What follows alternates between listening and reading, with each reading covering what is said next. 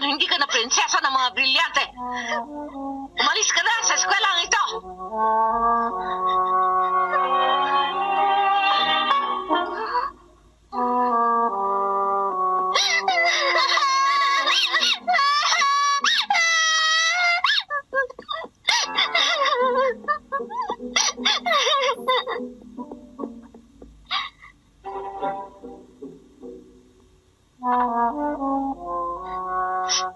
Papa.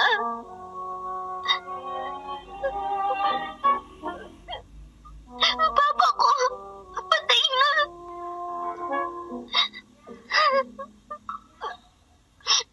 Emily, alam mo ba, si Papa, patay na. Pero hindi ako naniniwala na patay na. Ayoko maniwala.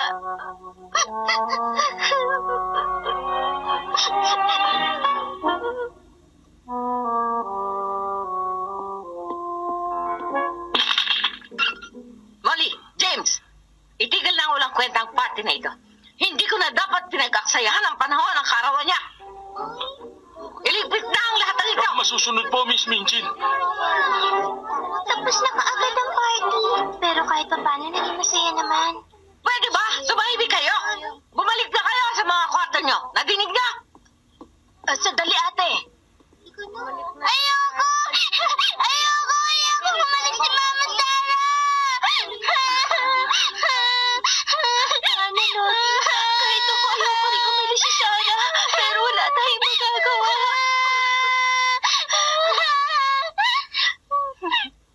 Teka, paano itong regalo kay Sarah?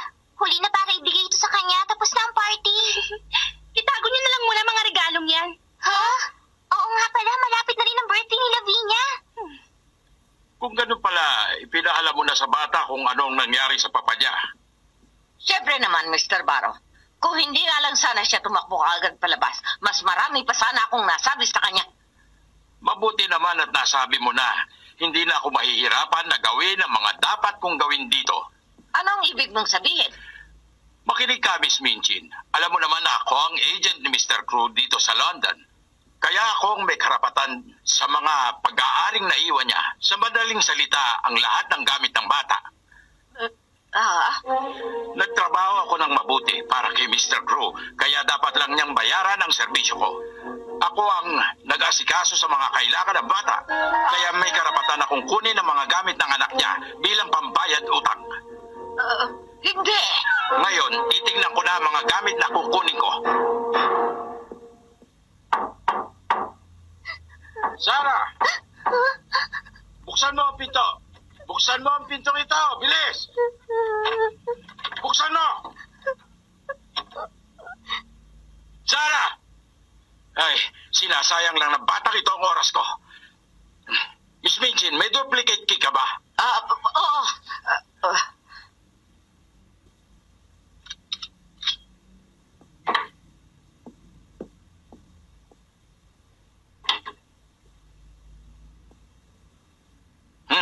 Aba, ang akala ko umiiyak ka dito. Pero hindi naman pala. Ang sabi sa akin ni Miss Minchin, nasabi na raw niya sa iyo, ang kamalasang nangyari sa papa mo. Kung gano'n, Sarah, gusto kong malaman mo na merong malaking utang sa akin ang namatay mong papa. At bilang pambayad sa mga utang ng papa mo sa akin, kukunin ko lahat ng mga gamit mo. Sinabi ko na kay Miss Minchin ang tungkol dito. Pero,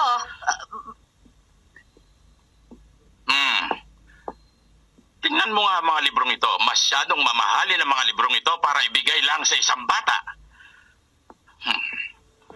Sinayang lang niya ang pera niya sa luho ng anak niya.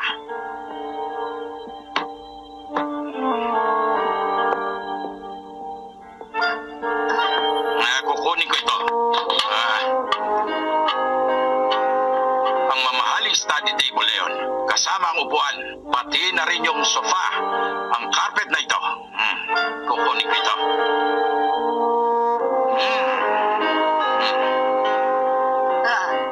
Mr. Barrow, ang painting na yan ay pag-aari ng dormitoryo namin. Napansin ko lang naman ang pagkakagawa. Maganda kasi.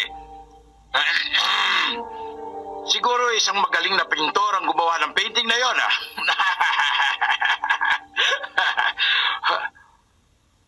Huwag kang mag-alala dahil wala akong balak na kunin ang mga pag-aari ng dormitoryo nyo. Sarah! Sarah! Sarah! Sarah! Sarah! Ay nako, sige na nga. Kukunin ko na rin ang walang kwentang ibon na yan. Pero, matagal ko na pong kasama si Bonaparte. Kasama po namin siya ni Papang dumating dito. Sarah! Sarah! Sarah! Ano ba namang klaseng ibon to? Walang ibang alam na sabihin. Siguradong hindi mabibenta ito ng mahal. Ha? Ano pong gagawin niyo kay Bonaparte? Sarah!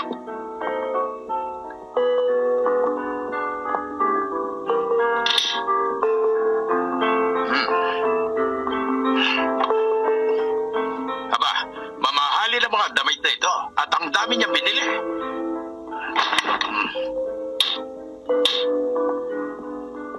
Ang aparador na yan, hindi na yung pag-aari ng bata.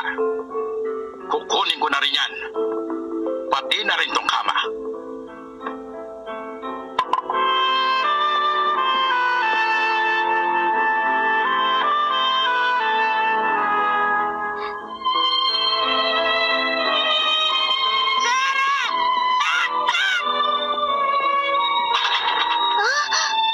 Paano, Miss Minjin?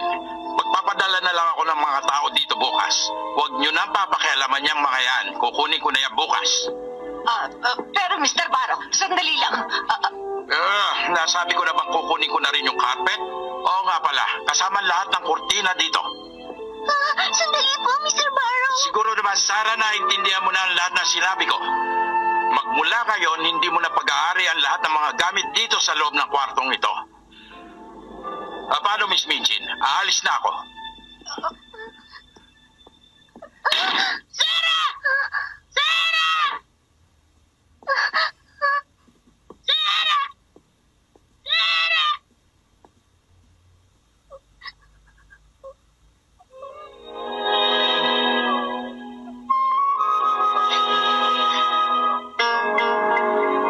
Si Miss Sarah?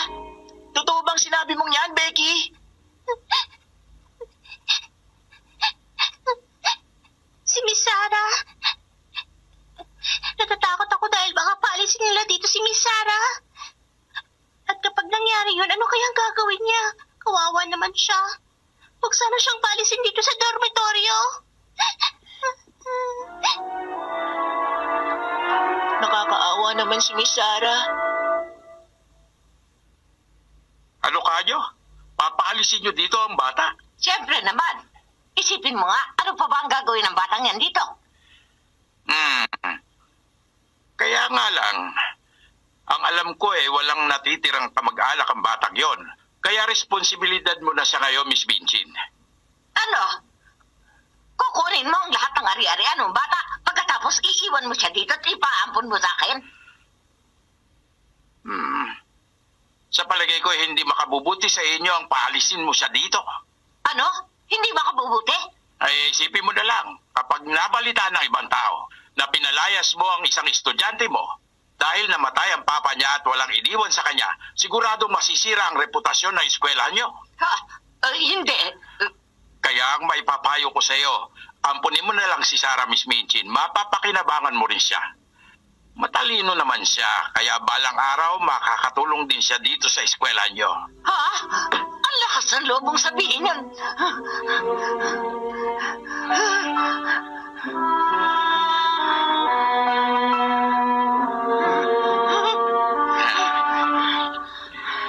Munti ko na nga palang makalimutan. Meron pa nga pala akong kukunin na pag-aari rin ng bata. Mabuti na lang at naalala ko bago ko umalis. Sige, Miss Minchin, maiwan mo na kita. Hanggang sa muli.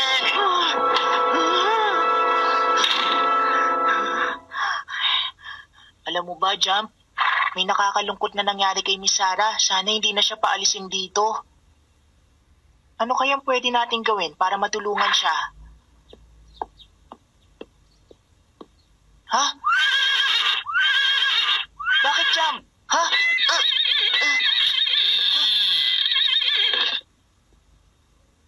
Hoy bata, ihanda reklamong kabayong yan at ang karwahe.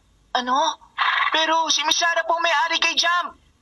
Hindi na ngayon. Gawin mo ang sinabi ko.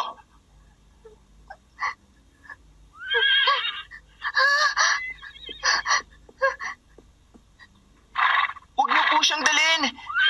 Kabayo po ni Miss Sarah si Jump, sir. Ibalik niyo po siya. Bitiwan mo ako. Mula ngayon ako na ang may-ari ng kabayo at karwaheng ito. Kaya maghanap ka na ng ibang trabaho. Sandali! Sandali po! Jump!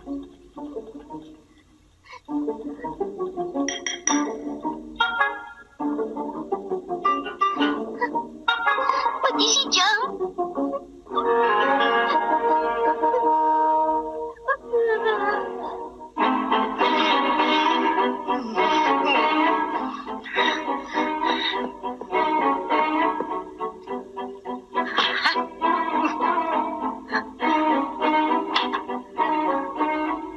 Ate, hindi ako makapaniwala sa sinabi ni Mr. Barrow. Kukunin niya mga gamit ni Sarah.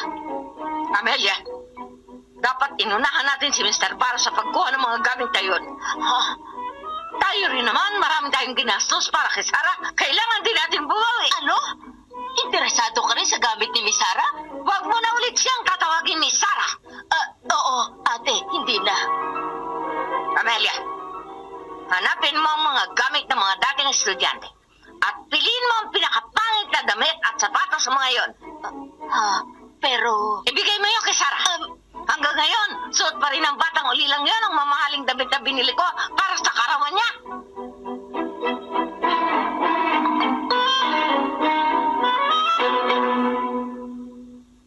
Hoy, Peter! Ang lakas na loob mo pumunta rito. Itiwan niyo po ako. May sasabihin po ako kay Miss Sarah. Miss Minchin. Bumalik ka rito! James, sumunod ka sa akin. Opo, Miss Minchin.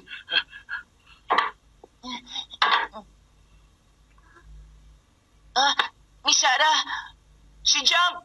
Kinuha nila si Jump. Isinama ni Mr. Barrow si Jump. Ha? Salamat, Peter. Salamat sa pag-aalaga at pag-aalala mo kay Jump. Napakabait mo. Wala yun. At saka, maraming salamat din sa lahat ng tulong mo sa akin. Ha? Walang anuman yun. Naku, wag mo akong alalahanin. Ayos lang ako. Ikinalulungkot ko ang nangyari sa'yo, Miss Sarah. Peter, salamat sa pag-aalala mo. Baka hindi na ulit tayo magkita. Ha? Kasi, hindi na ako pwedeng tumira at mag-aral pa dito ngayon.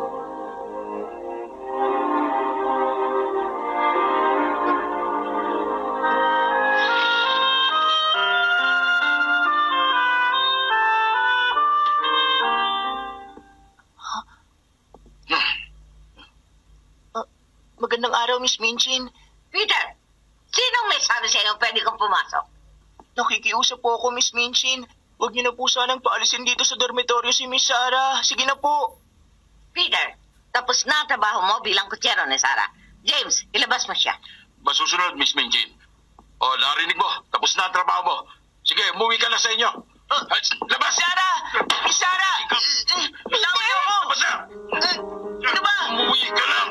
Ano ba? Miss Sarah! Na sinabi ni Miss Ano Minchin! ba? Alis na! Kausapin ko si Miss Sarah! Balik ka na! Ano ba? Alis na! Iwan niyo ako! Ano ba? Miss Sarah! Meron akong importante sasabihin sa'yo. Pumunta ka sa opisina ko. Opo, Miss Minchin.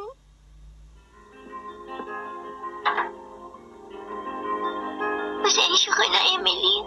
Pero kailangan na natin umalis dito sa dormitoryo. Ang rocking chair na yan na palagi mo inuupuan. Hindi na yan sa atin ngayon.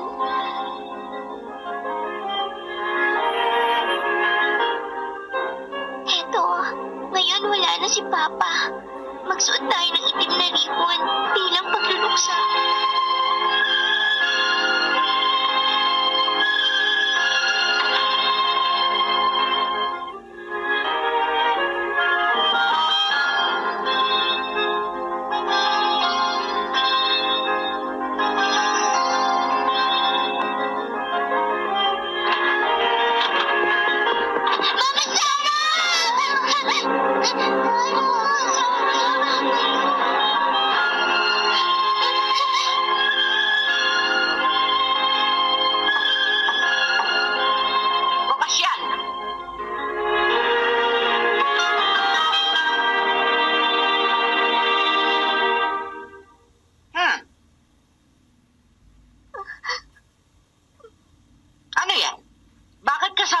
manikang yan dito sa opisina ko? Miss Minchin, si Emily na lang po natitira sa akin. Huwag niyo na po siyang kukunin sa akin. At saan mo naman siya balak dalhin? Hindi ko po alam. Pero ang sabi niyo po sa akin, kailangan ko na umalis dito sa dormitoryo. Hindi ka talaga nag-iisip. Sa tingin mo ba kakayanin ng isang batang katulad mo na mamuhay na mag-isa dito sa London? Nakapag-desisyon ako. Hayaan kitang tumira dito sa dormitoryo. Bakit parang nagulat ka? Totoo po bang papayagan niyo akong tumira dito? Ngayong iniwan ka na ng papa mo, nag-iisa ka na lang at wala ng kamag-anak. Pero huwag mong kalilimutan na patitirahin lang kita dito dahil sa awa. Maraming salamat po, Miss Minchin. Pero Sarah, bilang kapalit ng pagpapatira ko sa iyo, dapat kang magtrabaho.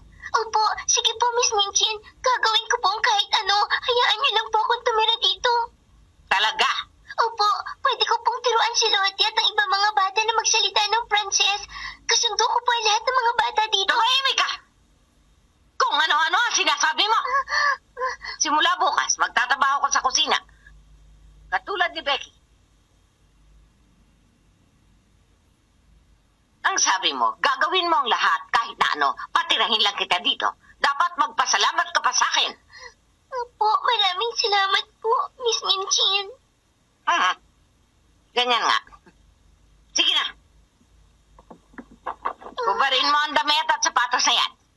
At ito ang isuot mo.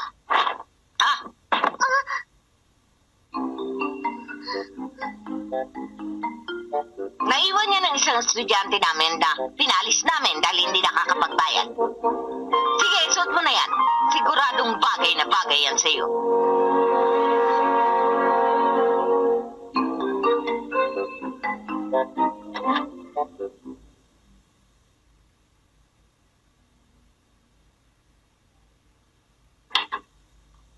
Mami Sarah!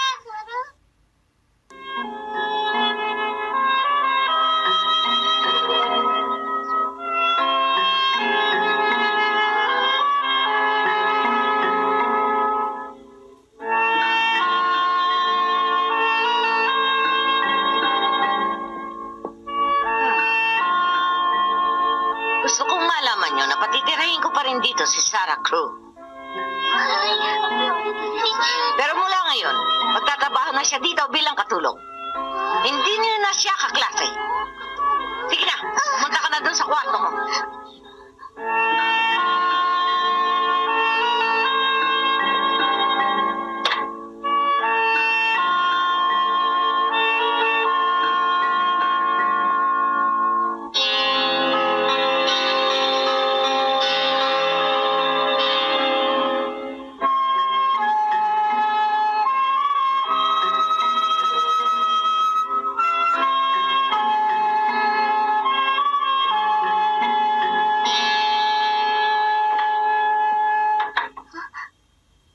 Miss Sarah, hindi ka na pwedeng pumasok sa kwartong ito. Yan ang bili ni Miss Minchin. May hagdan sa likod ng pintong yon. Mula ngayon, doon ka na matutulog sa attic sa tabi ng kwarto ni Becky. Naiintindihan ko po, Miss Amelia.